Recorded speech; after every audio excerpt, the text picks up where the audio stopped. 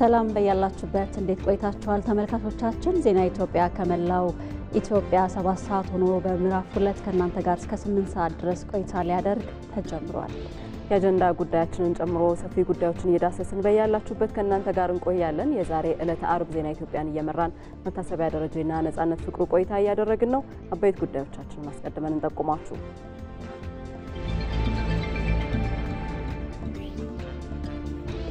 ኢትዮጵያ ብሔራዊ ጥቅሞቿን በማስጠበቅ ተወዳዳሪ ሀገር ለመሆን ጠንካራ ኢኮኖሚን መገንባት እንደሚጠበቅባት ምሁራን ገለጹ።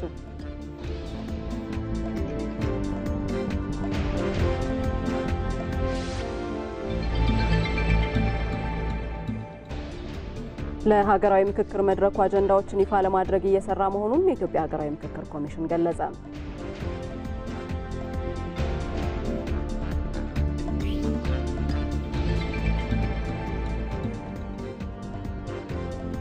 በባህር ዳር ከተማ የተከናወነው የኮሪደር ልማትና የጣና ሐይቅ ዳር ፕሮጀክቶች ከተማዋን የበለጠ የቱሪዝም ማዕከል እያደረጓት መሆኑ ተገለጸ።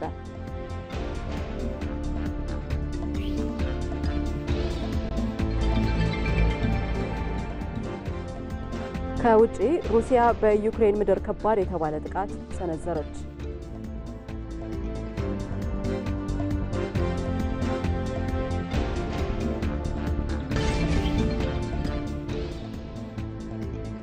በስፖርት ዘገባችን ከ17 ዓመት በታች የሴካፋ ውድድር የአፍሪካ ዋንጫ ተሳታፊ የሚያደርገውን ውጤት ለማስመዝገብ ማቀዱን የኢትዮጵያ ብሔራዊ ቡድን አሰልጣኝ ቤንጃሚን ዚመር ተናገሩ።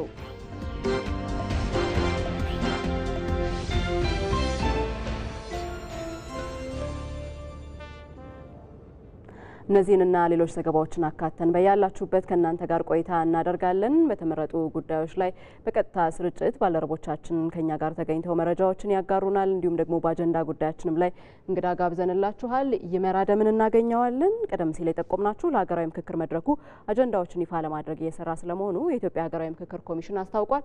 ይህንኑ ጉዳይ ከሱ ደግሞ ተጨማሪ መረጃዎችን እንጠይቅበታለን። አስረሳ ወጌሽንም እናገኘዋለን። የሲዳማ ክልል የበጋ መስኖን የተመለከቱ መረጃዎች ደግሞ ከሱ ጋር በቆይታችን እንጋራለን። በተጨማሪም ደግሞ በአጀንዳ ጉዳያችን ተጨማሪ መረጃ እንዲሰጡን እንግዳም ጋብዘናል። ዶክተር ጀማል አደም ናቸው። በፖሊሲ ጥናት ኢንስቲትዩት የምጣኔ ሀብት ባለሙያ ናቸው። ከኛ ጋር በአጀንዳ ጉዳያችን ቆይታ የሚያደርጉ ይሆናል። አብራችሁን ቆዩ። ኢትዮ መልህቅ በብሔራዊ ጥቅም በህብረ ብሔራዊ አንድነትና ገዥ ትርክት በሀገሪቱ ሁለንተናዊ እድገት በብልጽግናና ከፍታ የሀገሪቱን የማንሰራራት ዘመን በባህር በር ጉዳይ በወቅታዊና ሀገራዊ ቀጠናዊ ጉዳዮች ላይ ያተኮረ ዝግጅት ዘውትር ሰኞ ሮብና አርብ ከምሽቱ 3 ሰዓት ጀምሮ በኢትዮጵያ ቴሌቪዥንና በኢቢሲ.ስትሪም የማህበራዊ ትስስር ገጾች ላይ መተላለፍ ይጀምራል። ኢትዮ መልህቅ በቅርብ ቀን ይጠብቁን።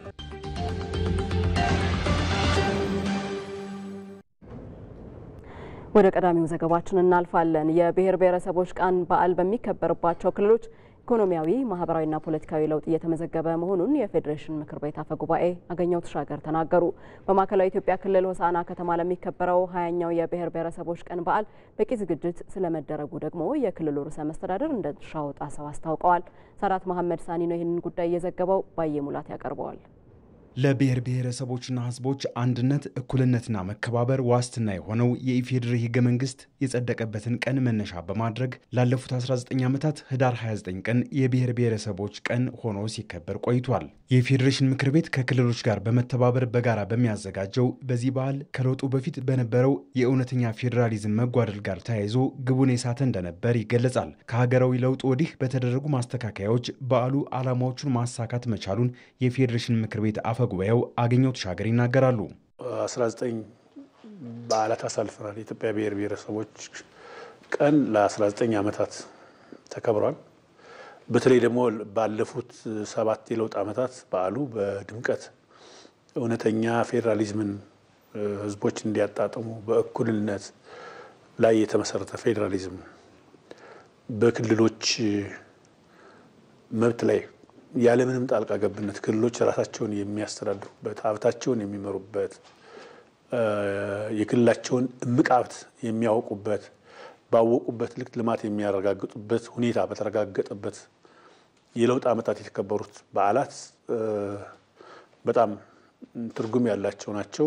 አፈ ጉባኤው ዘንድሮ በሚከበረው በዓልም ብሔር ብሔረሰቦች ማዕከላዊ ኢትዮጵያን እንዲያውቁት ይደረጋል ነው ያሉት። ማዕከላዊ ኢትዮጵያ ክልል የፌዴራል ስርዓቱ የህዝቦችን ጥያቄ እንደሚፈታ የተረጋገጠበት ነው ሲሉም ገልጸዋል። ብሔር ብሔረሰቦችና ህዝቦች በዓል በወሳኝነት አንዱ ዓላማው የአካባቢውን ልማት ማረጋገጥ ነው።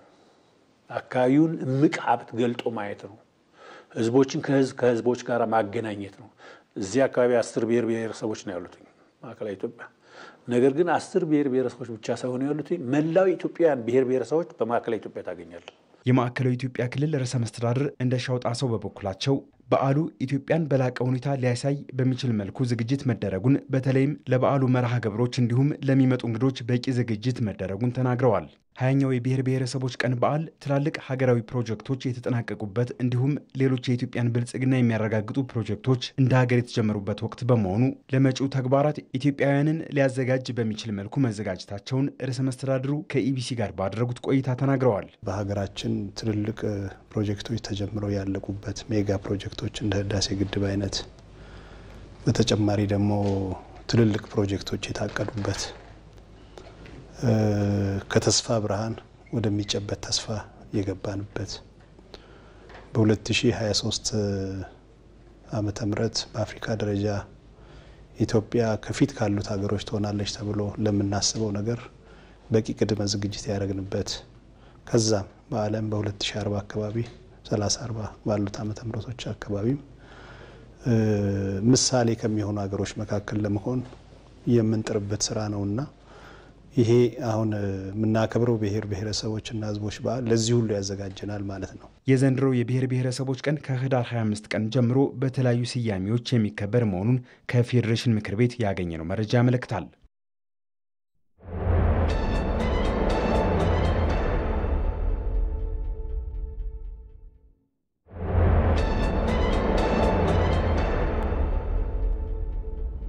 ተመልካቾቻችን አሁን ደግሞ በአጀንዳነት ወደምንመለከተው ጉዳይ እናልፋለን።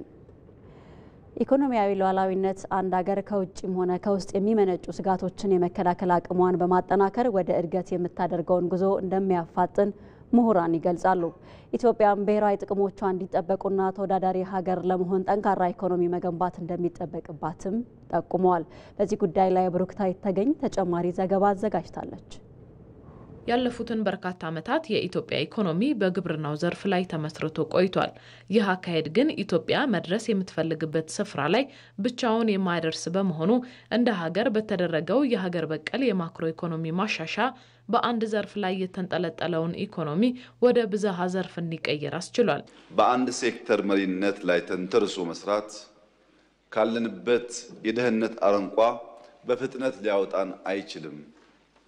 ብዝሃ ዘርፍ እና ብዝሃ ተዋናይ የኢኮኖሚ አቅጣጫ መከተል አለብን የሚል እምነት ተይዞ የተነደፈው ፖሊሲ በእጅጉ ውጤታማ የሆነ እንዳለ ሁላችሁም የምትገነዘቡት ጉዳይ ነው። ኢትዮጵያ ብሔራዊ ጥቅሟን ለማስጠበቅ እያነሳች ያለው የባህር በር ጥያቄም ከመብት ባሻገር ጠንካራ ኢኮኖሚን የመገንባትን ትልም የያዘ ነው። ምሁራን ጠንካራ ኢኮኖሚን መገንባት መቻል ደግሞ ብሔራዊ ጥቅምን የማስጠበቂያና የልማት ጥያቄዎችን ማስፈጸሚያ አንዱ መንገድ መሆኑን ያነሳሉ። የኛ ብሔራዊ ጥቅም አንደኛው መገለጫው የኢኮኖሚ ሉዓላዊነት ነው።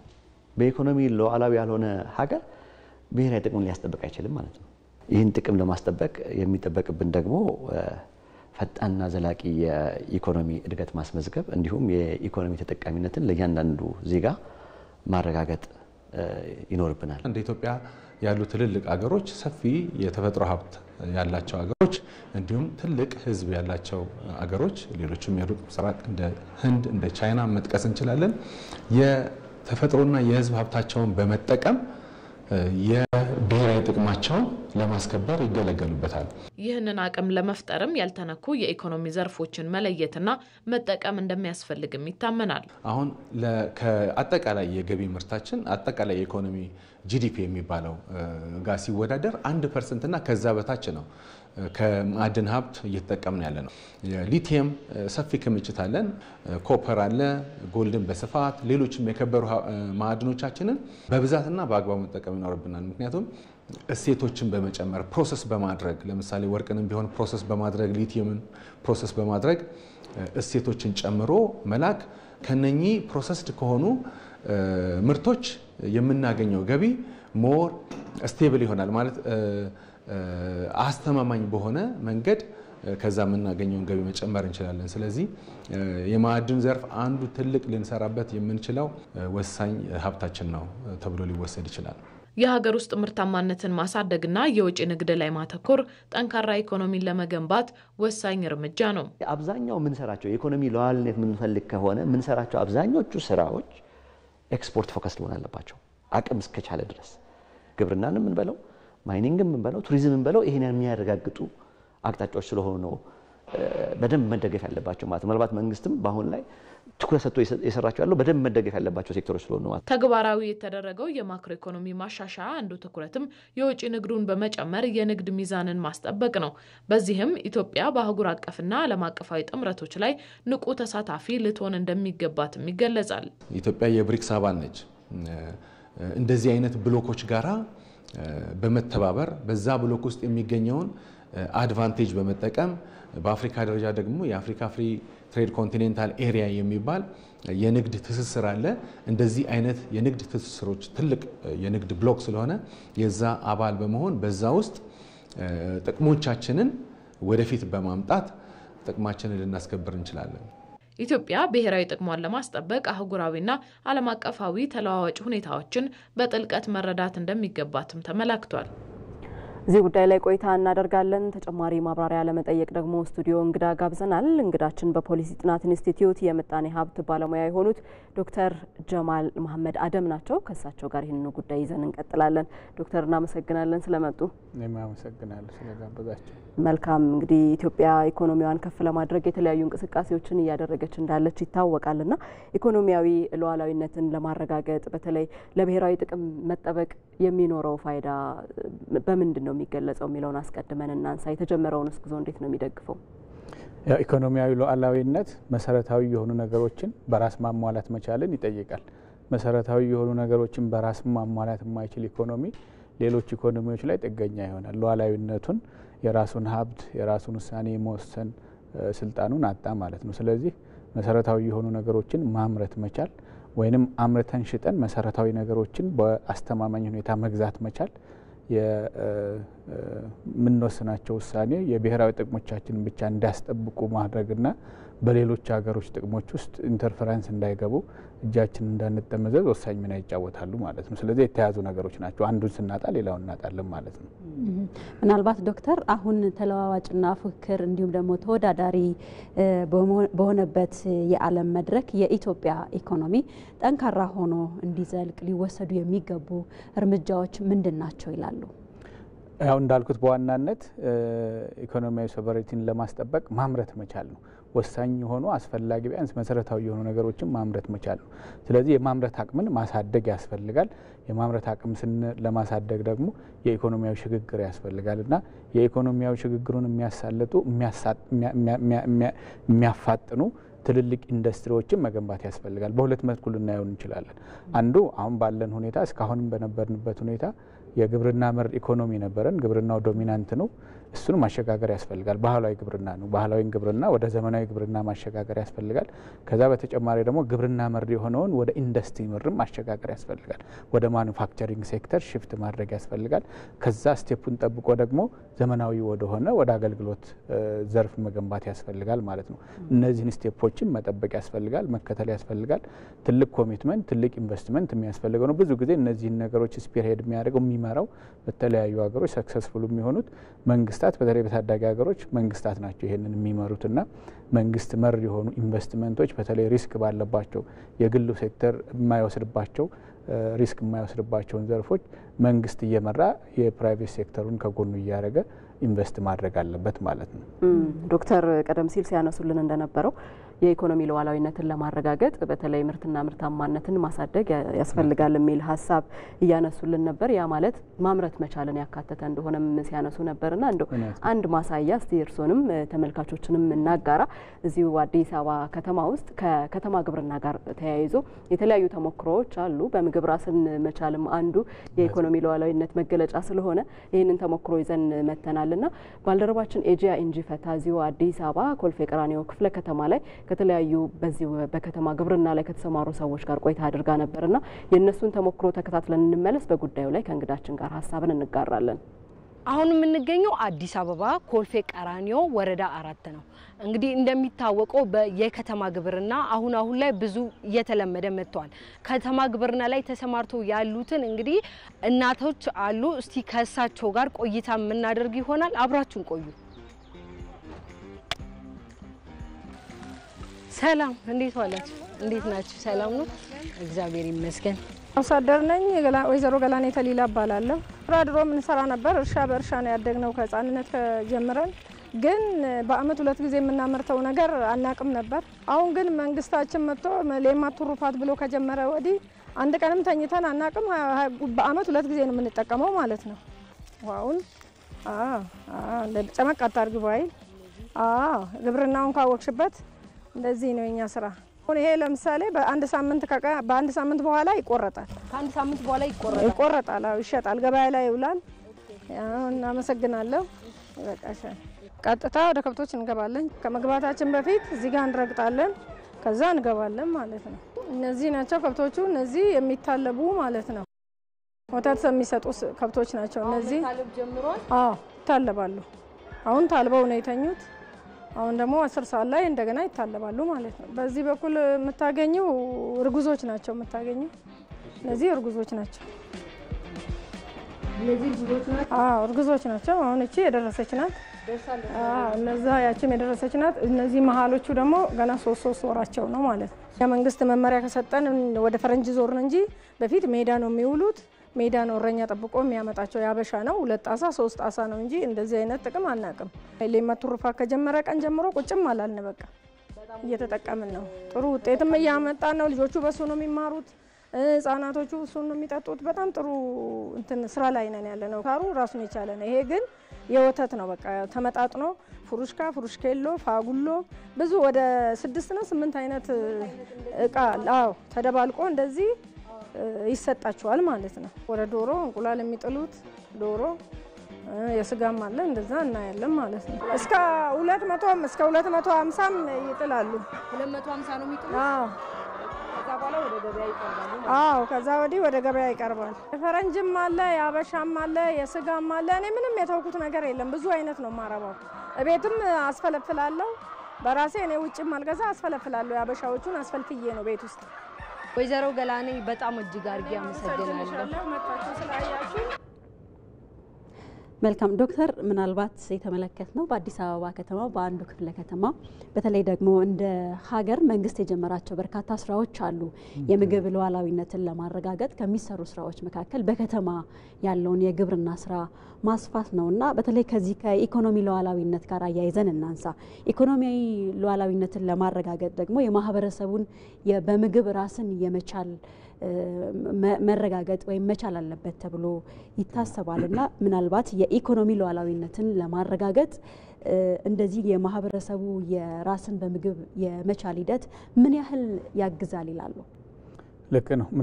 ማምረት ማለት ያለንን ሀብት አሟጠን መጠቀም ነው ዋናው ነገርና ከተማ አካባቢ የሰው ሀብት አለ ማንጠቀምበት ትንንሽም ቢሆንና ለሰፋፊ ለሴሪያል ክሮፕ ለሰብል ማንጠቀምባቸው ግን ጠቃሚ የሆኑ የኑትሪሽንና የስነ ምግብ ምህዳራችንን ለማስፋት የሚያስችሉ ማንጠቀምባቸው መሬቶች አሉ። ከዛ በተጨማሪም በአጭር ቦታ በሰፊ ቦታ ሳይሆን በትንሽ ቦታ በትንሽ የሰው ኃይል በብዙ ኢንፑት ኢንቴንሲቭ የሆኑ እንደ ዶሮ፣ ፖልትሪ፣ ወተት የመሳሰሉ ነገሮችን መስራት እንችላለን እና ይሄ እንግዲህ ዋና ማሳያው ያለንን ሀብት የትም ይሁን የት አሟጦ የመጠቀምን ስኪል አሟጦ የመጠቀምን ዝንባሌ ነው የሚያሳየውና ስለዚህ ያለንን ሀብት እንደየሁኔታው እንደየሚሰጠው አገልግሎት ማክሲማይዝ በመናደርግበት ሁሉም ነገር ለአንድ አይነት ይሆናል ማለት አይደለም፣ ግን እንደየሁኔታውና እንደየአመችነቱ አሟጦ መጠቀም ያስፈልጋል ማለት ነው። ይሄ ያየሁት አንዱ የሱ ተምሳሌት ነው ብዬ ነው የምወስደው። ስለዚህ የተጀመረውንም በተለይ ከኢኮኖሚ እድገት ጋር ተያይዞ አሁን ሀገር በቀል ኢኮኖሚ ማሻሻያውም እንዲሁ ተግባራዊ መደረጉ ይታወቃልና ወደ ውጭ የሚላኩ ምርቶችን በሀገር ውስጥ የመተካት ሂደቱም በዛው ልክ አሁን በደንብ እየተሳለጠ ያለ ይመስላል። ከዚህ አንጻር ማህበረሰቡ በዚህ ልክ ተንቀሳቅሶ ደግሞ የምግብ ሉዓላዊነትን ለማረጋገጥ እንቅስቃሴ ማድረጉ ምን የሚፈጥረው ተጨማሪ ተጽዕኖ አለ? ይሄ ትልቅ እመርታ ነው። ምክንያቱም አንዳንድ ጊዜ ለውጥ የሚፈጠረው ከላይ ብቻ አይደለም፣ ከላይ ጀምሮ ታች ድረስ ሲወርድና በሁላችንም ውስጥ ሲጸርጽ ነውና እያንዳንዳችን የምናደርጋት ትንንሽ ስቴፕ የምናደርጋት ትንሽ የማምረት አንድ ስቴፕ ወደፊት የምንሄዳት እርምጃ ሲሰባሰብ አገርን ማራመድ ይችላልና ስለዚህ ሁላችንም የእያንዳንዳችን አቅም እንደ ኢንዲቪጁዋል አንደርማይን ሳናደርግ ሳንነቀው የምናደርጋትን ነገር ለሀገር ኮንትሪቡት ያደርጋል ብለን ብንሰራ ትልቅ እርምጃ ወይም ትልቅ ትምህርት ነው የሚሰጠውና ሁላችንም አስተዋጽኦ ማድረግ እንችላለን የሚል ትምህርት ነው የሚሰጠው ብዬ ነው የማስበው። እጅግ አድርገን እናመሰግናለን። በፖሊሲ ጥናት ኢንስቲትዩት የምጣኔ ሀብት ባለሙያ ዶክተር ጀማል መሐመድ መልካም ቀን ይሁንልዎት። ጥሩ ሀሳብ ነው ያጋሩን።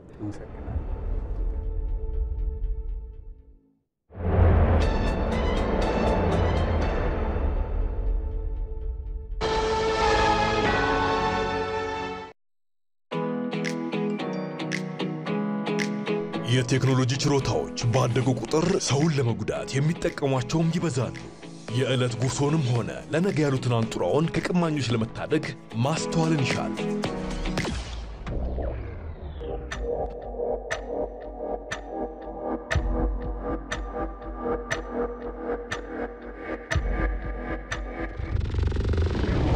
ማንኛውንም መተግበሪያ ከአፕ ስቶርና ከፕሌይ ስቶር ብቻ በማውረድ የተቀበሉት ብር አካውንት ውስጥ መግባቱን በማረጋገጥ አጠራጣሪ ማስፈንጠሪያዎችን ወይንም ሊንኮችን ባለመንካት ያልተረጋገጠ የማህበራዊ ሚዲያ ንግድ ላይ ባለመሳተፍና የሐሰት ማስታወቂያዎችን ባለማመን ራስዎን ከመጭበርበር ይታደጉ። የኢትዮጵያ ንግድ ባንክ ሁሌም የሚተማመኑበት ባንክ።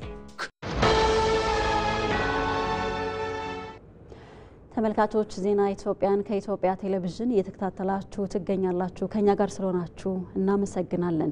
ወደ ሌሎች ዜናዎቻችን እናልፋለን። እየተገነቡ ያሉ ሜጋ ፕሮጀክቶች የኢትዮጵያን እምቅ ሀብት መግለጥ የቻሉና የመቻል አቅምን ያረጋገጡ መሆናቸው ይነሳል። እነዚህ ሜጋ ፕሮጀክቶች በየዘርፉ ለዜጎች ኑሮ መሻሻል የራሳቸውን ሚና እየተወጡም ይገኛሉ።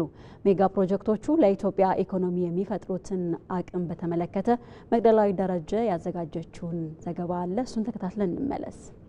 አሁን በራስ አቅም የሚገነቡ የቢሊዮን ዶላር ሜጋ ፕሮጀክቶች ለኢትዮጵያ አዲስና የማይቻሉ መሆናቸው እየቀረ ነው። ኢትዮጵያ መሰናክሎቿን ለእድገትና ለመሻሻል እንደ እድል እየተጠቀመችበት ሜጋ ፕሮጀክቶችን ጀምራ እየጨረሰች ነው። እንደ ሀገር ጀምሮ የመጨረስ አቅምን በመላበስ በመቻልና በመፈጸም ግዙፍ የሆኑ ፕሮጀክቶች ተጀምረዋል፣ ተጠናቀዋል። ጠቅላይ ሚኒስትር አብይ አህመድ በታላቁ የኢትዮጵያ ህዳሴ ግድብ ምርቃት ዕለት ይፋ ያደረጓቸው የጉባ ብስራቶችም ኢትዮጵያ ግዙፍ ፕሮጀክቶችን በድፍረት እየሰራች መምጣቷን የሚመሰክሩ ናቸው። በዚያው ቀን ከመጀመሪያው የጋዝ ፋብሪካ በሳይዙ በልኩ ከ10 ጊዜ በላይ ከፍ ያለው ሁለተኛው ጋዝ ይጀመራል። በዛው ዕለት ለዘመናት ስንመኝ የነበረው ነዳጅ የማውጣት ፍላጎታችንን ህልማችንን እውን የሚያደርገው ሪፋይነሪ በአንድ ወር ባነሰ ጊዜ ውስጥ ስራ ይጀምራል። በዚያው ሰሞን በቅርቡ የተፈራረምነው የማዳበሪያ ፋብሪካ ስራ ይጀምራል። ኢትዮጵያ ለዘመናት ማሳካት ያልቻለችው የተፈጥሮ ጋዝ ማምረት መጀመሯ እንዲሁም ለሰላማዊ ግልጋሎት የሚውል ኒውክሌር ኢነርጂ ተጠቃሚ ለመሆን እንቅስቃሴ መጀመሯ ከራሱ አልፎ ወትሮም ምሳሌ ለሆነችለት አህጉር ትልቅ የማንቂያ ደወል ነው። የኒውክሌር ኃይል ፕሮጀክት በኢትዮጵያ የኃይል እጥረትን ለመቅረፍ ያስችላል ብለዋል ባለሙያዎች። ከዛ በተጨማሪም ለግብርና ለጤናው አበርክቶ ቀላል የሚባል አይደለም። ዓለም አቀፍ ተወዳዳሪነትን ከማሳደግ ባሻገር የኃይል ዲፕሎማሲንም ያጠናክራል። ከጉባ ብስራቶች አንዱ ደግሞ የተፈጥሮ ጋዝ ነው። ለበርካታ ዓመታት በነዳጅ ቁፋሮ የተለፋበት የሶማሌ ክልል ካሉብ በአመት 111 ሚሊዮን ሊትር የተፈጥሮ ጋዝ ሊያመርት የመጀመሪያውን ዙር ምዕራፍ ጀምሯል። ለዘመናት ከልማት ርቆ ለኖረው የሶማሌ ክልል የአዲስ ዓመት የምስራችም ሆኖ ተመዝግቧል። ጠቅላይ ሚኒስትር አብይ አህመድ በምርቃቱ ዕለትም በማህበራዊ ትስስር ገጻቸው ይህንኑ አስፍረው ነበረ።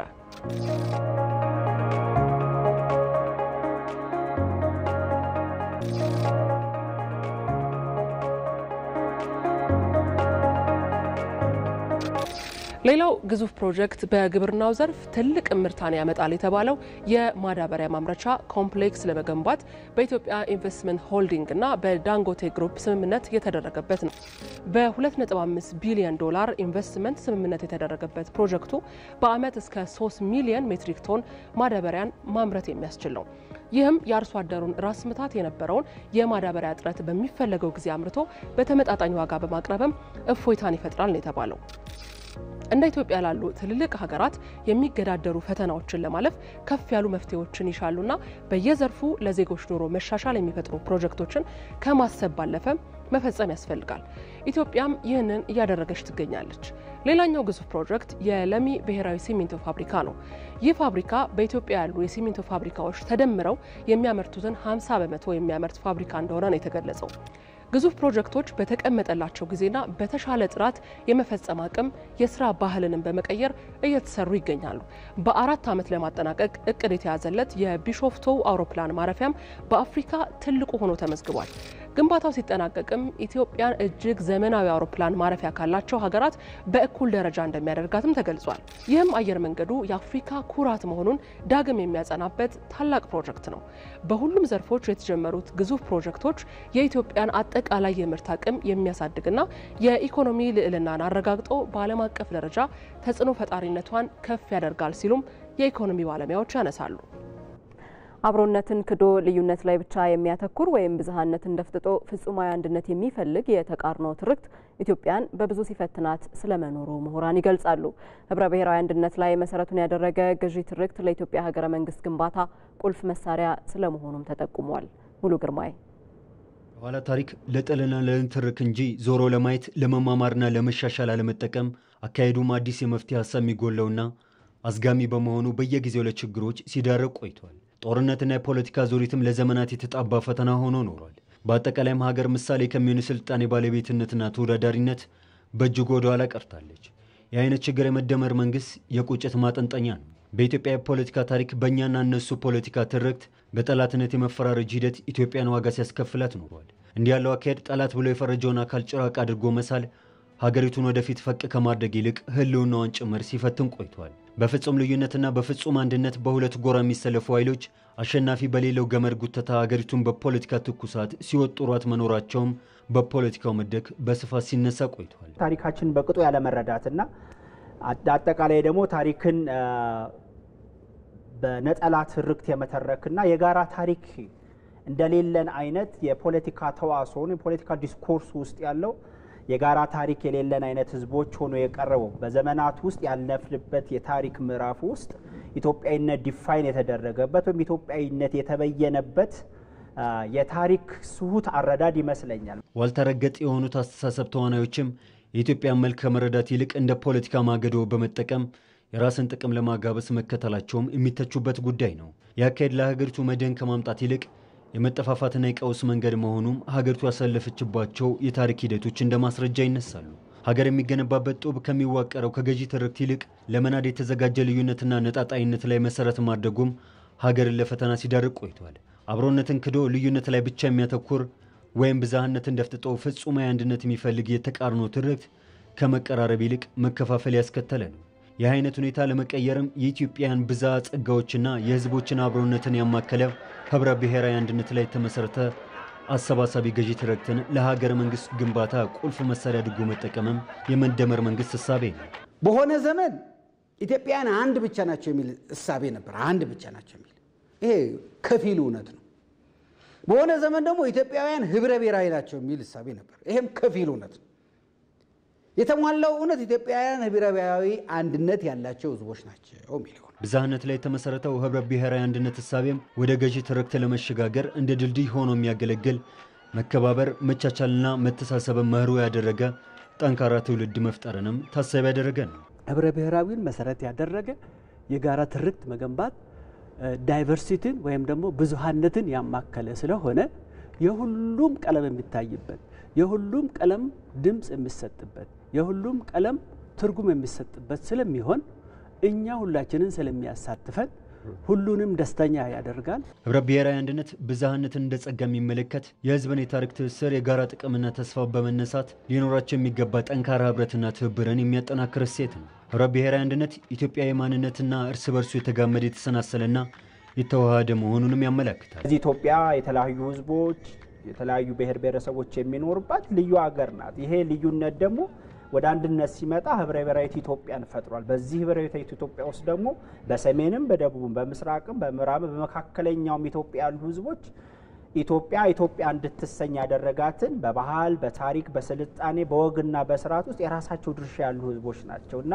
ይሄ ልዩነታችን የውበታችን መገለጫ ነው። የሚያከፋፍሉና የሚያጣሉ ትርክቶችን ከማጉላት ይልቅ የሚያቀራርቡና የሚያስተሳስሩትን በመምረጥ ብዙ ተሆኖ እንደ አንድ ተሆኖም ብዙ የሚሆንበት ዜጎች ለጋራ ግብና ዓላማም የሚቆሙበት ነው።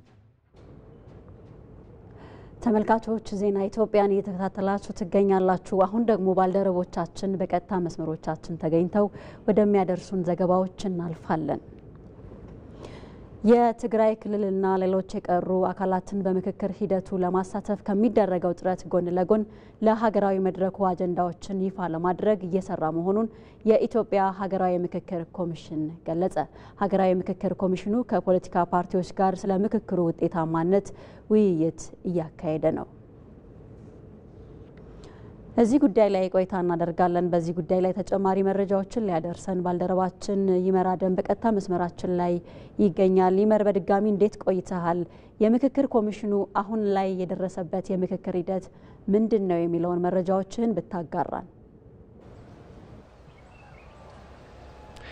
ሁለት ትልልቅ ጉዳዮች በኢትዮጵያ በዚህ ዓመት ማለት ነው ይካሄዳሉ ተብሎ ይጠበቃል። አንደኛው ሀገራዊ ምርጫ ሲሆን ሌላኛው ደግሞ ሀገራዊ ምክክር መድረክ ነው።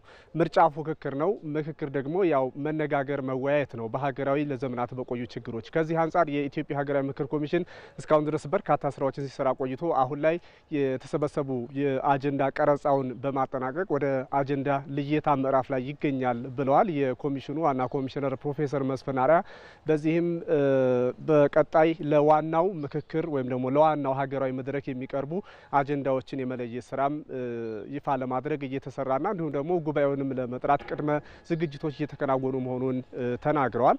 በዛሬው ዕለት ባዳማ ከተለያዩ የፖለቲካ ፓርቲዎችም ጋር እንዲሁ የውይይት መድረክ እያካሄዱ ነው። እስካሁን ድረስ 80 በመቶ የሚሆኑ የፖለቲካ ፓርቲዎች በምክክር ሂደቱ እየተሳተፉ እንደሚገኙ ተገልጿል። እነዚህ የፖለቲካ ፓርቲዎችም እንደ ሀገር ችግሮችን በውይይት መፍታት በውይይት የማይፈቱ ችግሮች የለም፣ በጠረጴዛ ዙሪያ ተወያይተን ችግራችንን ለዘመናት የቆዩ ጉዳዮችን በመፍትሄ ልባት በጋራ መግባባት ላይ ልባት በማግኘት ኢትዮጵያን ዘላቂ ሰላም ያላት ሀገር ማድረግ ይገባል የሚል የሁሉም ሀሳብ ነው። እንግዲህ የዲያስፖራውን ጨምሮ የተለያዩ የማህበረሰብ ክፍሎችን በአካታች በሆነ በሀገራዊ ምክክር ሂደት ውስጥ ለማሳተፍ በቅርቡም እንደምናስታውሰው በውጭ ሀገራት ጭምር የኮሚሽኑ የበላይ ኃላፊዎች እዛ ድረስ ተጉዘው የተለያዩ አጀንዳዎችን የማከናወን አጀንዳዎችን የማሰባሰብ ስራዎችም ሲሰሩ ቆይተዋል። ከዛ ባሻገር እንግዲህ የፖለቲካ ፓርቲዎች ማህበረሰብ በፖለቲካው ዘርፍ የሚንቀሳቀሱና ለዚች ሀገር የተበኩላቸው ትልቅ የሆነ አስተዋጽኦ ያላቸው በመሆኑ የእነሱንም ሀሳብ እንዲሁ የማንሸራሸርና በዛሬ ላይ ስለ ቀጣይ ውጤታማነቱም የሚመከርበት ነው። የተለያዩ ሀሳቦችም እየተነሱ ነው። እንግዲህ የምክክር ኮሚሽኑ እስካሁን ድረስ በሰራቸው ስራዎች በርካታ የሆኑ ስኬታማ የሆኑ ስራዎችን እንዳስመዘገበ ሁሉ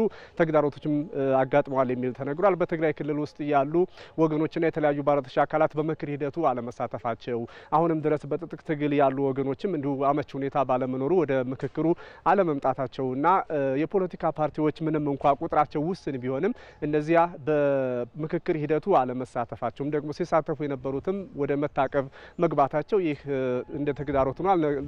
ቢሆንም ግን የፖለቲካዊ መፍትሄ በመሆኑ ፖለቲካዊ ችግር በመሆኑ የፖለቲካዊ መፍትሄ የሚያስፈልገው ነው።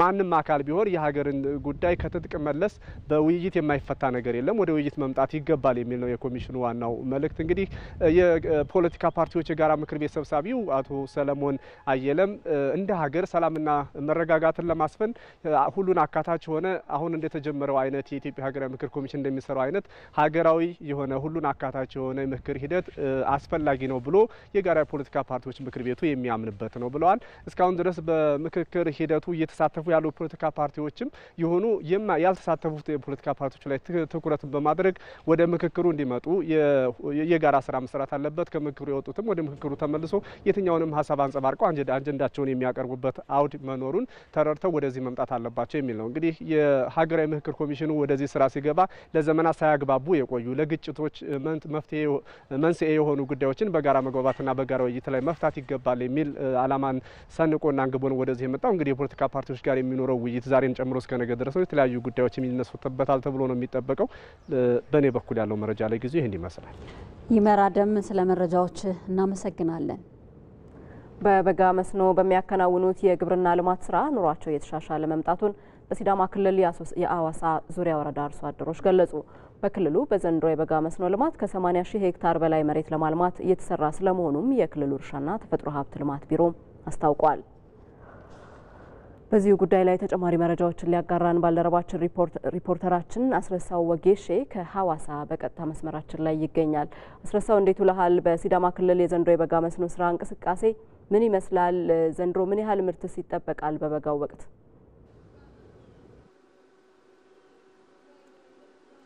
በጣም አመሰግናለሁኝ። በሲዳማ ክልል በዘንድሮ የበጋ የግብርና ልማት ስራ ቀደም ሲል እንደተገለጸው 80 ሺህ ሄክታር መሬትን ለማልማት ነው እቅድ ተይዞ ወደ ተግባር የተገባው። በዚህ የልማት ስራ ደግሞ ከ18 ሚሊዮን ኩንታል በላይ ምርት ይገኛል ተብሎ ነው የሚጠበቀው።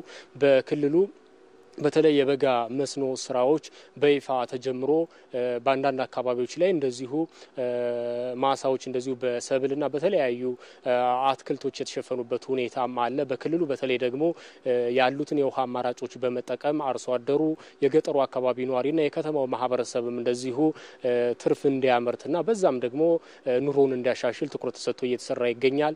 በዚህም በተለይ መልከታ ባደረግንበት በሐዋሳ ዙሪያ ወረዳ ያሉ አርሶ አደሮች ከዚህ በፊት በአመት አንድ ጊዜ የሚያመርቱ በተለይ አካባቢያቸውም ከአንዴ በላይ ለማምረት ምቹ ያልሆነና ነገር ግን ደግሞ ውሃ ያለበት አካባቢ ነው። ይህንን መነሻ በማድረግ የክልሉ መንግስት በተለይ የመስኖ አማራጮችን የውሃ አማራጮችን በማመቻቸቱ ምክንያት አሁን ላይ በአመት እስከ 3 ጊዜ የማምረት እድል ማግኘታቸውን ነግረውናል። በዚህም እንደ ቲማቲም፣ ሽንኩርት፣ ቃሪያ፣ ድንችና የተለያዩ የፍራፍሬ አይነቶች ሀባብን ጨምሮ የተለያዩ የፍራፍሬ አይነቶችን እያመረቱ መሆኑን ነግረውናል። በዚህም ከዚህ በፊት አንድ አርሶ አደር በማሳያው ምናልባትም 50ና 60 ሺህ ብር ያገኝ ከነበረበት አሁን እስከ 300ና 400 ሺህ ብር የማግኘት በተለይ ፍራፍሬዎችን እንደዚሁም ደግሞ አትክልቶችን ወደ ሐዋሳ ከተማ በማቅረብ ገበያንን በማረጋጋት ረገድ የራሳቸውን አስተዋጽኦ እያበረከቱ መሆኑንና ራሳቸውንም እንደዚሁ በኢኮኖሚያዊ ተጠቃሚነት እያረጋገጡ መሆኑን ነግረውናል። በክልሉ በተለይ ደግሞ በተለያዩ አካባቢዎች የውሃ አማራጮችን ለይቶ መጠቀም ላይ የክልሉ መንግስት ልዩ ትኩረት መስጠቱ ተነስቷል።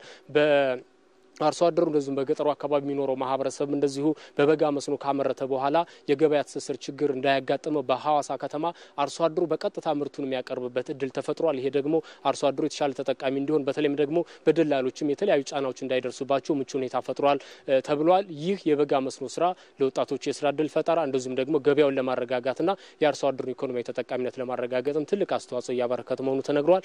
በተለይ ቅዱ ውጤታማ ለማድረግ የግብርና ልማት ባለሙያዎችም በየአካባቢው ርብርብ እያደረጉና ድጋፍ እያደረጉ ተግባሩ እየተከወነ መሆኑን በነበረን መልከታ መታዘብ ችለናል። አስረሳው ስለ መረጃዎቹ እናመሰግናለን። መልካም ጊዜ። ተመልካቾች አሁን ደግሞ በዝርዝር ወደምንመለከታቸው ዜናዎቻችን እናልፋለን። በዘንድሮ ዓመት ከ70 ሺህ ቶን በላይ ቡና ለማዕከላዊ ገበያ ለማቅረብ እየተሰራ መሆኑን የቄለም ወለጋ ዞን አስታውቋል። ባለፉት 5 ዓመታት የተሰራው ስራ ጥራት ያለው የቡና ምርት እንዲቀርብና የአርሶ አደሩን ኑሮ እንዲሻሻል ማገዙንም የዞኑ አርሶ አደሮች ገልጸዋል። ዛህራ መሐመድ በጉዳዩ ላይ ተጨማሪ ዘገባ አላት። መንግስት በቡና ምርትና ጥራት ላይ ልዩ ትኩረት በመስጠት ዘርፉ እንዲያንሰራራና ኢኮኖሚያዊ ጠቀሜታው እያደገ እንዲመጣ እየሰራ ይገኛል። በዚህም በተለይ ቡና አምራች የሆኑ አካባቢዎች ላይ ተጨባጭ ለውጥ እየታየ መጥቷል። ለማሳያ በዘንድሮ የምርት ዘመን የቄለም ወለጋ ዞን አርሶ አደሮች ከ70 ሺህ ቶን በላይ በጥራት የተመረተ ቡና ለማዕከላዊ ገበያ ለማቅረብ እየሰሩ ይገኛሉ። በዞኑ የሰዩ ወረዳ አርሶ አደሮች በባለሙያ ምክር በመታገዝ ቡናን በብዛትና በጥራት አምርተው ለገበያ በማቅረብ እና ከፍተኛ ገቢ ለማግኘት በትኩረት እየሰሩ መሆናቸውን ገልጸዋል። ከዚህ ቀደም ቡና ስንለቅም ያለ ጥንቃቄ ነበር የምንሸመጥጠው። ይህ ደግሞ የቡናው ዛፍ ዳግም ምርት እንዳይሰጥ ያደርገዋል። አሁን ግን ባለሙያዎች በሰጡን ስልጠና መሰረት በአግባቡ በመልቀም ጥራቱን የጠበቀና ብዙ ምርት እንድናገኝ እያገዘን ነው። ሀለ ቴክኖሎጂቲን ከቅርብ ጊዜ ወዲህ ባለሙያዎች በሰጡን ስልጠና መሰረት ከዚህ ቀደም ከምናመርተው ምርት ጨምረን ለገበያ ማቅረብ ጀምረናል። የቡና ዋጋ እየተሻሻለ በመምጣቱ ተጠቃሚነታችን እየጨመረ ኑሯችንም እየተሻሻለ ነው። የሰዮ ወረዳ አስተዳዳሪ አቶ ምትኩ በቀለ በቡና ምርት ላይ እየተደረገ ባለው የክትትልና የድጋፍ ስራ ዘንድሮ ከሰዮ ወረዳ 12000 ቶን ቡና ለማዕከላዊ ገበያ ለማቅረብ እየተሰራ መሆኑን ተናግረዋል። በረከና ቆናን ቡላን ኬኛ በዘንድሮ ዓመት በ484,000 ሄክታር መሬት ላይ ቡናን እያለማን እንገኛለን። ባለፉት 5 ዓመታት በተሰራ ስራ በ1 ሄክታር ይገኝ የነበረውን 5 ኩንታል ምርት ወደ 9 ኩንታል አሳድገናል። በዚህም የአርሶ አደሩ ምርታማነት እየጨመረ ነው። በዚህ ዓመትም 70,000 ቶን ቡና ለማዕከላዊ ገበያ እናቀርባለን። በቡና ምርት ላይ የሚታየው ህገወጥ ንግድን ለመከላከል በከፍተኛ ትኩረት እየተሰራ መሆኑን የተናገሩት ደግሞ የኦሮሚያ ንግድ ቢሮ ምክትል ኃላፊ አቶ አጥናፉ ደምሴ ናቸው። ቡና ወጅ ወልቀበቱ ደልደልቶተ ቡና ዲየሱቱ አከፈያነት ደም ከቡና ጥራትና ኮንትሮባንድ ጋር ተያይዞ በአቅራቢዎች በኩል የሚፈጠረውን ችግር ለመቀነስ እቅድ ተይዞ እየተሰራ ነው። በዚህም አርሶ አደሩ ከማምረት ጀምሮ ለገበያ እንዲያቀርብ ሁኔታዎች እየተመቻቹ ነው። እንደ ሀገር ከቡና $3 ቢሊዮን ገቢ ለማግኘት እቅድ መያዙ ይታወቃል። ለዚህ እቅድ መሳካትም የድርሻችንን እየሰራን ነው። ዘገባው የቄለም ወለጋ ዞን ኮሚኒኬሽን ጽህፈት ቤት ነው። በባህር ዳር ከተማ የተከናወነው የኮሪደር ልማትና የጣና ሐይቅ ዳር ፕሮጀክቶች ከተማዋን የበለጠ የቱሪዝም ማዕከል እያደረጓት ስለመሆኑ ተገለጸ። የኮሪደር ልማቱ በከተማዋ በተለያዩ ምክንያቶች ተቀዛቅዞ የቆየውን የቱሪዝም ዘርፍ እያነቃቃ ስለመሆኑም ተመላክቷል።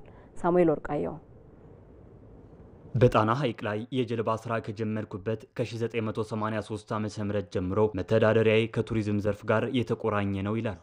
በአሁኑ ወቅትም በሐይቁ ዳርቻ የመዝናኛ ስፍራ በማልማት ለሀገር ውስጥ የሚሆን ለውጭ ጎብኚዎች አገልግሎት በመስጠት ላይ ይገኛሉ። የባህር ዳር ከተማ ነዋሪው ሰይፋ ረድ ሙሉ ዓለም በከተማዋ የተከናወኑ የኮሪደር ልማትና የጣና ዳር ፕሮጀክቶች ከተማዋን የበለጠ ለቱሪስቶች ምቹ እንድትሆን እድል ፈጥሯል ሲሉም ይገልጻሉ። ኮሪደሩ ለጣና ሐይቅ እጅግ በጣም ለባህር ዳር ከተማ እጅግ በጣም ወደ ገነትነት የቀየረ ኮቪድ ወረርሽኝን ጨምሮ የሰሜኑ ጦርነትና ውስጣዊ ግጭቶች ምክንያት የቱሪዝሙ እንቅስቃሴ ተቀዛቅዞ መቆየቱን ያወሱት ሰይፋ ረድ አሁን ላይ ታዲያ በዘርፉ ላይ መነቃቃት ማሳየቱንም ይገልጻሉ። ለዚሁ መነቃቃት አንዱ ምክንያትም የኮሪደር ልማቱ መሆኑንም ተናግረዋል። ሰው አሁን በጣም እየተንቀሳቀሰበት ነው። አሁን ሰዓቱ ቀን ስለሆነ ነው እንጂ እነዚህ በሙሉ ደረጃዎች ወጣቱ መጥቶ ነው ተቀምጦ የምናየው እየተጠቀመበት ነው እና በጣም ቆንጆ ነው። መዝናኛውም ጥሩ ነው፣ እየመጣ ነው ሰው። ባህር ዳር ከተማ ተፈጥሮ ሳይሰስት ያለውን የሰጣት ውብ ከተማ ናት የሚሉት የባህር ዳርና አካባቢው አስጎብኚዎች ድርጅት ስራ አስኪያጅ ማስተዋል ዘለቀ የኮሪደር ልማቱ ደግሞ ለከተማዋ ተጨማሪ ውበት ሆኖላታል ይላሉ። ኮሪደር ልማቱ ወይም ውበትን አጓጉልቶ የማውጣቱ ስርዓት በጣም ከተማዋን እንድታብብ፣ እንድትናፈቅ፣ እንድትጎበኝና ብዙ ጎብኚዎች ከተማን ለማየት እንዲመጡ ያስቻለ ይገኛል። ስለዚህ ለኛም ግብአት ሆኖልናል። ለከተማውም ሌላ ውበት ሌላ ድምቀት ሰጥቷታል ማለት ይችላል። የቱሪስት ፍሰቱ ተጠቃሚው በዋኛነት አስጎብኝ ቢሆንም ከሆቴል ጀምሮ እስከታች ከጫማ እስከሚጠቁ ድረስ የተሳሰረ ገቢ ያለበት ዘርፍ ነው።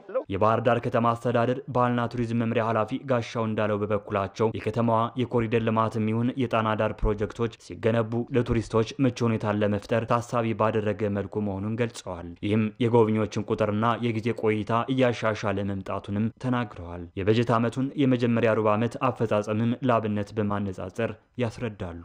በአራት ወር ዕድሜ ብቻ በ2017 የነበረውን አጠቃላይ የውጭ ሀገር ጎብኚ ቁጥር የሚመጣጠን ቱሪስት ከተማዋን ጎብኝቷታል ማለት ነው።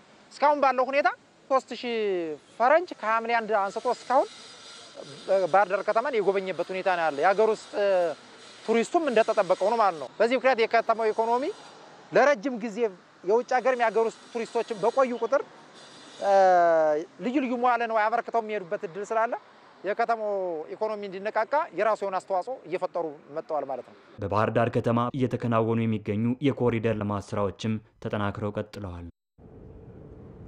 የፕላንና ልማት ሚኒስትሯ ዶክተር ፍጹም አሰፋ ከተባበሩት መንግስታት የአየር ንብረት ለውጥ ስምምነት ማዕቀፍ ዋና ጸሐፊ ሳይመን ስቲል ጋር ውይይት አድርገዋል።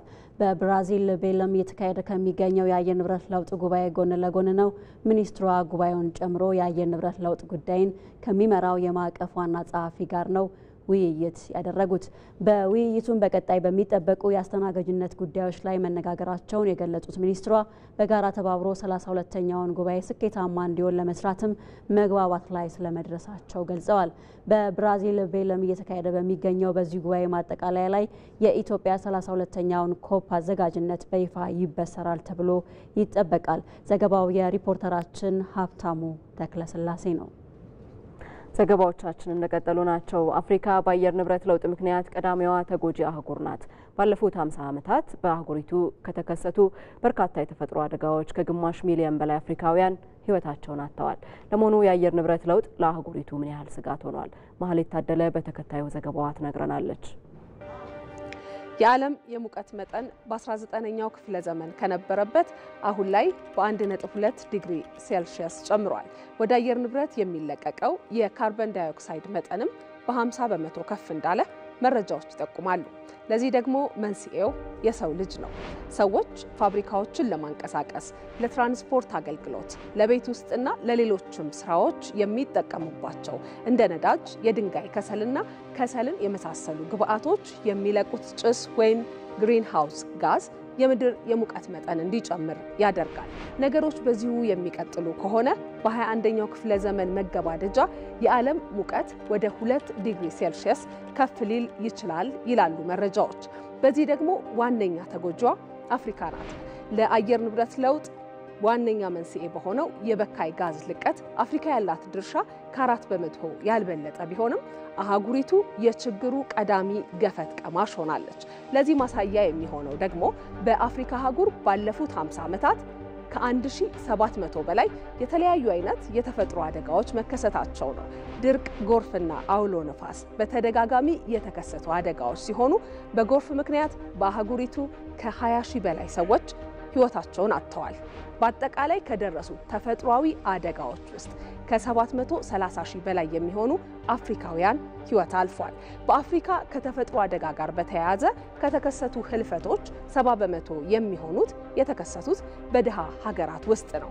ከ10 ሚሊዮን በላይ እንስሳት ሞተዋል። በሀገራት ላይ ደግሞ ከ38.5 ቢሊዮን ዶላር በላይ የሚገመት ኪሳራ ደርሷል። በዚህ ምክንያት የአፍሪካ የጠቅላላ ምርት ወይም ጂዲፒ እድገት በየዓመቱ በአማካኝ የ5 በመቶ ቅናሽ እያሳየ በመምጣት ላይ ስለመሆኑ ይነገራል።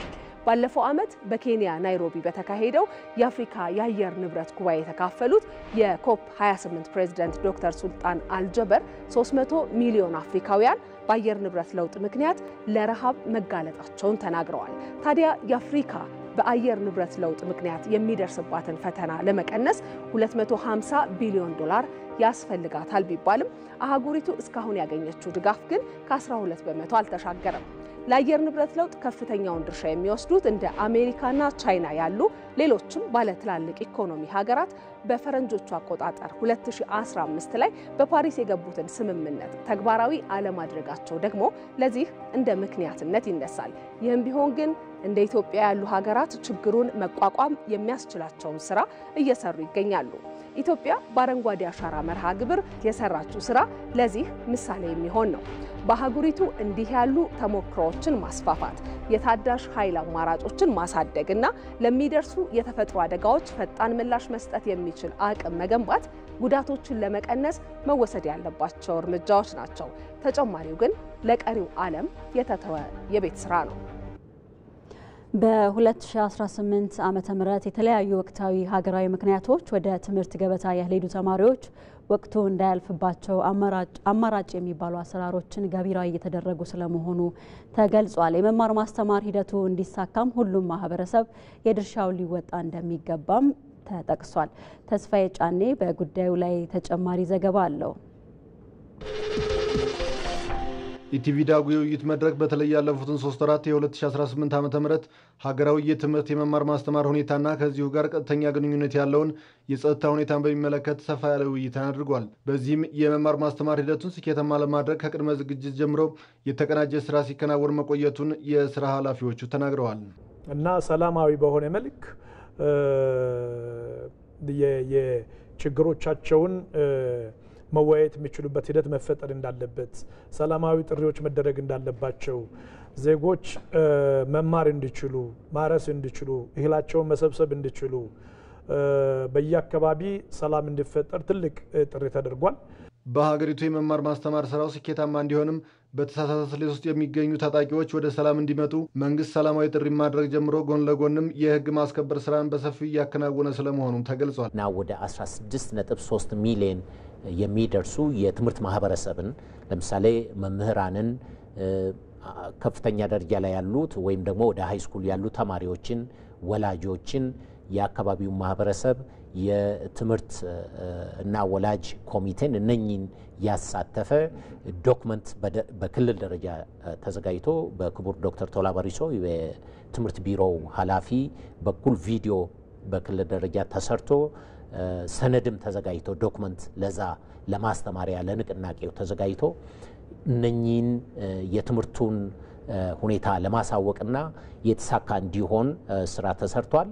የቅድመ ዝግጅት ስራው በሁሉም ክልሎች የተከናወነ ስለመሆኑ የተገለጸ ሲሆን ለአብነትም በኦሮሚያ ክልል ትምህርት ቢሮ 13 ሚሊዮን ገደማ ተማሪዎችን ለመመዝገብ ታቅዶ ከዚህ ውስጥ ወደ 12.4 ሚሊዮን ገደማ ተማሪዎች ተመዝግበዋል ነው የተባለው። የተማሪዎችን ከትምህርት ገበታ የማቋረጥ ምጣኔን ለመቀነስም የተጀመረው የትምህርት ቤት ምገባ ማዕቀፍ ወደ ክልሎችም ስለማስፋፋት ስራዎች እየተከናወኑ ስለመሆኑ ተገልጿል። እንግዲህ የትምህርት ቤት ምገባ ፖሊሲ ማዕቀፍ መሰረት የሚያደርገው አገር በቀል በሆነ የትምህርት ቤት ምገባ መርሃ ግብር ነው። ያ ማለት ከውጭ በሚመጣ እርዳታና ድጋፍ ብቻ ሳይሆን ሀገር ውስጥ ባለ ምርትና ሀገር ውስጥ ባለ ሀብት ልጆቻችንን እንመግባለን የሚል የፖሊሲ ሀሳብ ይዘን ነው እየሰራን ያለ ነው። ይሄ የፖሊሲ ማዕቀፍ ኢንዶርስ እናደረግ እስከ 2030 እንደ ፈረንጆቹ አቆጣጠር ሁሉንም የቅድመ አንደኛና አንደኛ ደረጃ ተማሪዎች በዚህ በትምህርት ቤት ምገባ ተጠቃሚ እናደርጋለን ብለን ያቀድነው።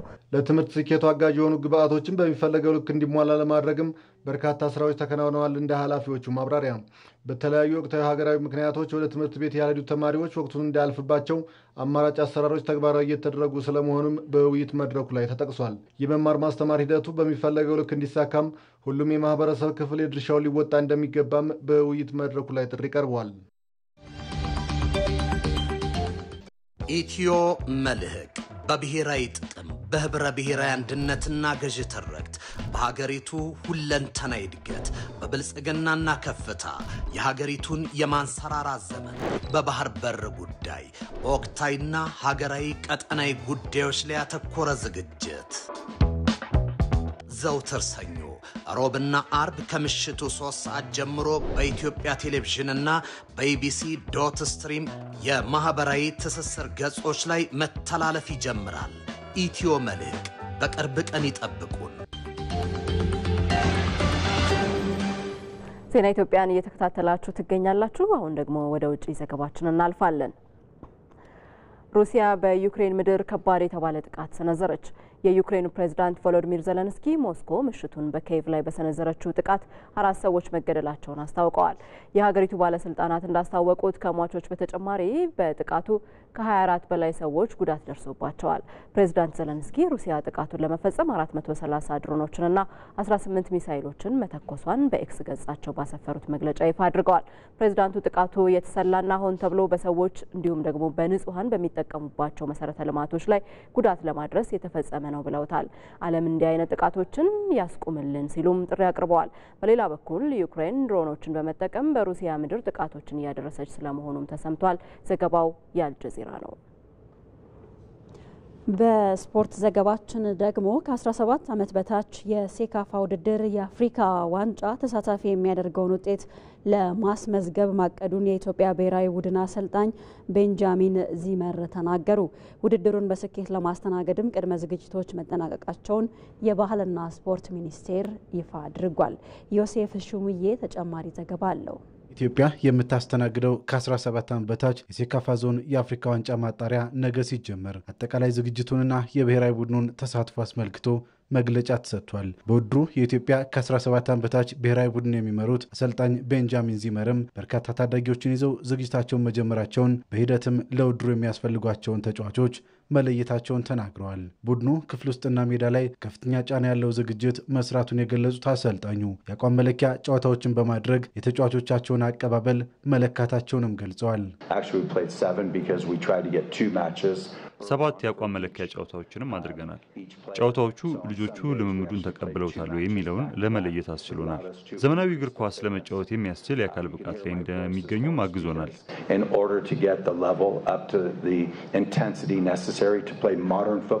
ለዝግጅት የሚያስፈልጋቸውን ሙሉ የአሰልጣኝ ቡድን አባላት ጨምሮ ባሰቡት መንገድ ለመስራት ፌዴሬሽኑ እንዳገዛቸው የተናገሩት አሰልጣኝ ቤንጃሚን በውድድሩ የአፍሪካ ዋንጫ ተሳትፎን የሚያረጋግጥ ውጤት ለማስመዝገብ ማቀዳቸውንም ገልጸዋል። የመጀመሪያ እቅዳችን ጥሩ መጫወት ነው። ጥሩ ከተጫወትን ውጤቱም ይመጣል። ሁለተኛው ግባችን ለአፍሪካ ዋንጫ ማለፍ ነው። ለዚህም ምርጥ 3 ውስጥ መግባት አለብን። የመጨረሻ እቅዳችን በቻልነው አቅም የተሻለ ውጤት ማስመዝገብ ብሎም የውድድሩ ሻምፒዮን መሆን ነው። ለዚህም ከክፍል ትምህርት እስከ በቀን 2 ጊዜ የሜዳ ላይ ልምምድ ጠንክረን ተዘጋጅተናል። Training twice a day until this last week when we began to taper. የኢትዮጵያ እግር ኳስ ፌዴሬሽን የቴክኒክ አማካሪው አምሳሉ ፋንታውን ደግሞ ቡድኑ በዚህ ውድድር የአፍሪካ ዋንጫ ተሳትፎን ባያረጋግጥም እንኳን በ2028 የዓለም ዋንጫ ተወዳዳሪ ለመሆን የረጅም ጊዜ እቅድ ተይዞ እየተሰራበት እንደሚገኝ ተናግሯል። በዚህ ዓመት ባይሳካ ኔክስት ይር ኤክስኪውዝ አይደለም። ለምሳሌ የዓለም ዋንጫ የ17 ዓመት ዓለም ዋንጫ ብለን ያለው 2028 እርግጠኛ መግባት አለብን። መጀመሪያ ተሳትፎ አፍሪካ ዋንጫ ተሳትፎ ከዛ በኋላ አፍሪካ ዋንጫ ላይ ልምድ ማግኘት በተደጋጋሚ መሳተፍ በተደጋጋሚ ከተሳተፈ ልምዱን ካገኘን ለምንድነው ዓለም ዋንጫ ማናልፈው ነው።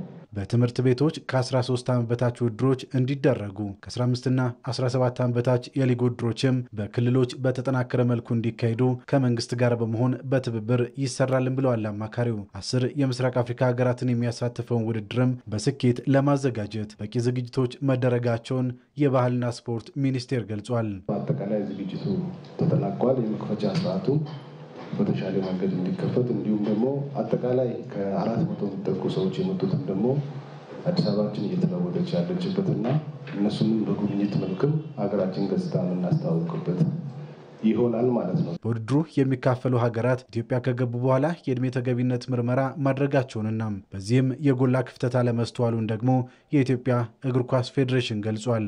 1 እና 2 የወደቁባቸው ብቻ እንጂ ከውድድሩ ከእድሜ በላይ በማምጣት የተሰረዘ ቡድን የለም። በዚህ አጋጣሚ የኢትዮጵያ ቡድን 25ቱም ልጆች አልፈዋል ማለት ነው። ይሄ እድሜ ላይ በደንብ መሰራቱን የሚያሳይ ነው። ውድድሩ ነገ የሚጀመር ሲሆን አዲስ አበባ ላይ የሚከናወኑ ጨዋታዎች 7 እና 10 ሰዓት፣ በድሬዳዋ ስቴዲየም የሚደረጉ ጨዋታዎች ደግሞ 11 ሰዓትና ምሽቱ 2 ሰዓት ላይ እንደሚከናወኑም ታውቋል።